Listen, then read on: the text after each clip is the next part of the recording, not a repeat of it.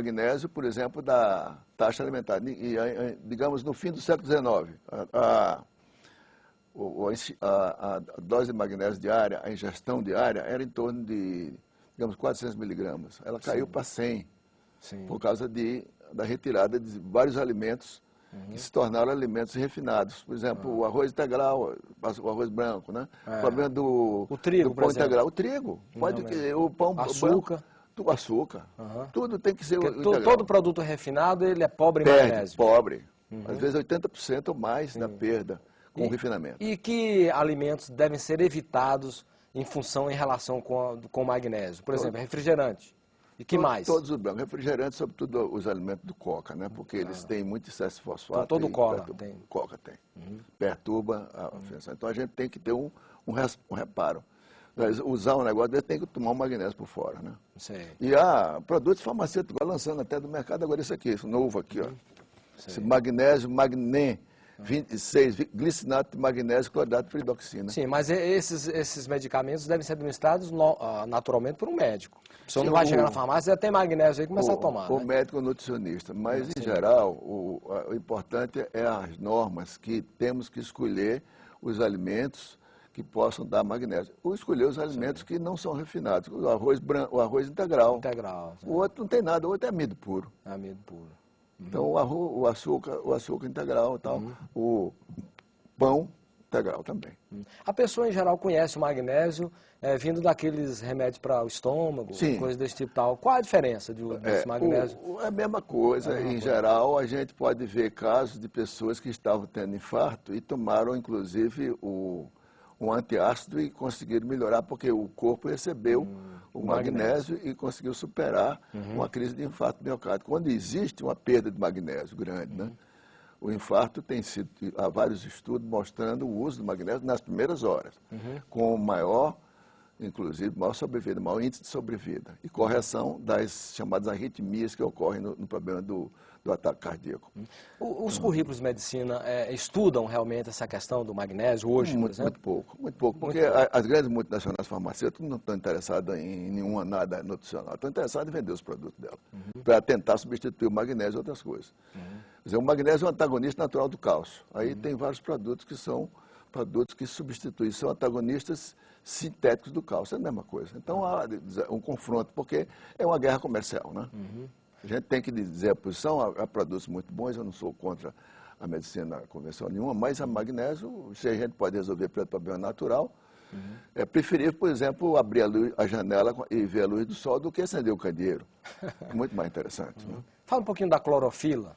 Clorofila é a molécula que a natureza desenvolveu para resolver o problema energético da vida, do sistema da vida. Ela é um sistema. Ela tem a fórmula seguinte, C55H72O5N4Mg, magnésio, no meio. Seu magnésio na clorofila. Conversão de energia solar em energia química. Então, associação de moléculas de gás carbônico associada com moléculas de água. Então, faz uma molécula de glicose, que é já um carboidrato, tem energia ali para ser queimada. E uma molécula de oxigênio. Sai. Essa é a reação básica. Faz a queima da glicose no oxigênio, libera novamente a energia e libera a água e o gás carbônico.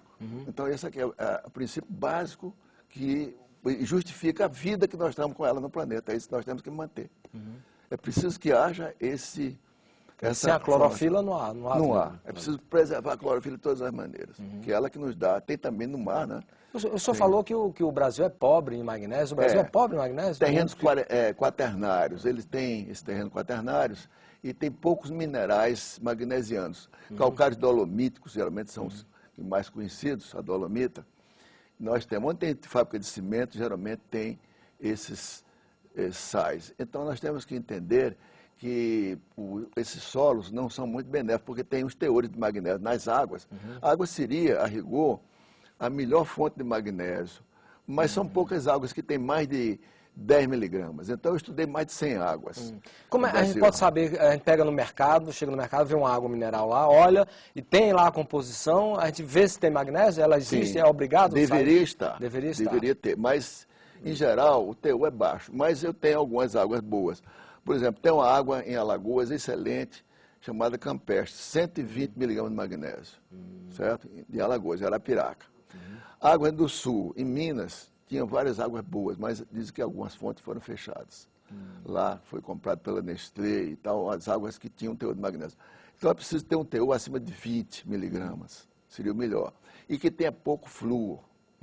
É importante. Hoje é muito comum, né, a fluoretação da água, sim. a clorificação da Sim. água. Porque a água, em geral, se diz que colocando flúor e cloro na água, nós estamos eliminando bactérias, estamos dando uma água melhor. Quer dizer, qual é a relação que tem essa fluoretação e a clorificação da água para a questão do magnésio? A cloração da água, nós temos que dividir as perguntas. A cloração é um processo antigo que se faz e tudo. Ele não é o ideal. Ele tem efeitos também nocivos, seria melhor fazer com o chamado cloro orgânico. Mas nós estamos vendo sobre a fluoretação, que implica em outro problema. Isso é uma fraude científica. Foi assunto da minha aula que eu dei em Portugal sobre isso. Pela seguinte razão. As indústrias de alumínio, fertilizantes e do aço produzem o lixo industrial com flúor. O flúor tem que ser descartado. Trabalhar com flúor é extremamente perigoso. Aumenta o risco para o operário de 600 vezes câncer do pulmão. Então, o flúor é perigoso também lançado pela chaminé. Destrói as culturas das proximidades. Por exemplo, uma produção, uma colheita de pêssego é destruída. Então, indenização. Tem que indenizar, quer dizer, as empresas. O gado que respira a emanação das chaminés que liberam flúor também sofre seriamente da sua capacidade, da sua saúde. E a gente pergunta, e para que fazer a aplicação do flúor? Porque depois vem na água. Então a água fica fluoretada. O que é que vai produzir? Produzir sérios efeitos sobre o organismo. Quais efeitos? Efeitos? Em primeiro lugar, entra na tireoide, que o flúor é do mesmo grupo do iodo.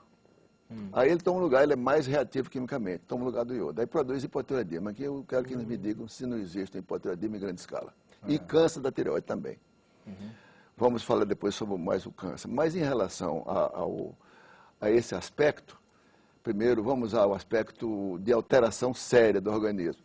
Entra nos ossos, chama-se a fluorose óssea, que não tem nos livros, mas os chineses estudaram porque tem regiões naturalmente supridas de águas fluoretadas em alta escala, que produzem sérios efeitos. A população fica precocemente inválida, muitos deles incapazes de andar. Uma região da Turquia chamada Kizilcavernia, a população raramente passa dos 50 anos, tem sérios problemas ósseos que quebram com facilidade como vidro, motivo até de reportagem em revistas internacionais. Isso na Turquia. No norte da África, na Índia e na China. Essas regiões nunca foram chamadas para fazer a fluoretação. E a fluoretação foi vendida como marketing. O grupo o lobby organizado vende o recado, que é muito bom, mas um estudo de um famoso professor, cujo nome é John Cochrane, da Nova Zelândia, fez uma comunicação em Londres sobre o problema que ele confirmou que não diminuía cárie. Porque hoje você pode aplicar a água. O grupo, né? Isso aqui, a água na população. Então ele fez os testes e viu que não havia nenhuma diferença. E ele comunicou esses dados e foi obrigado a se aposentar. Entendeu? Porque há interesses comerciais em jogo, é uma questão política. Mas cientificamente é um desastre. Então os países que têm organização séria, na Europa, todos eles tiraram o flúor. Com raras exceções, algumas cidades da Inglaterra e da Irlanda, todos os países da Europa, eu estive em Portugal, na Alemanha. A Alemanha teve até em 1975. Eu fiz um estudo. Eu gosto de pesquisar.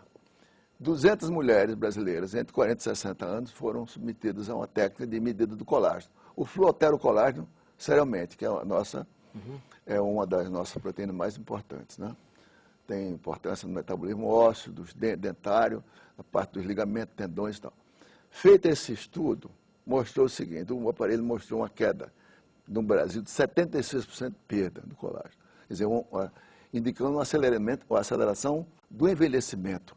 E fizemos também na Alemanha, em 200 mulheres onde não há mais o flúor. Quer dizer, os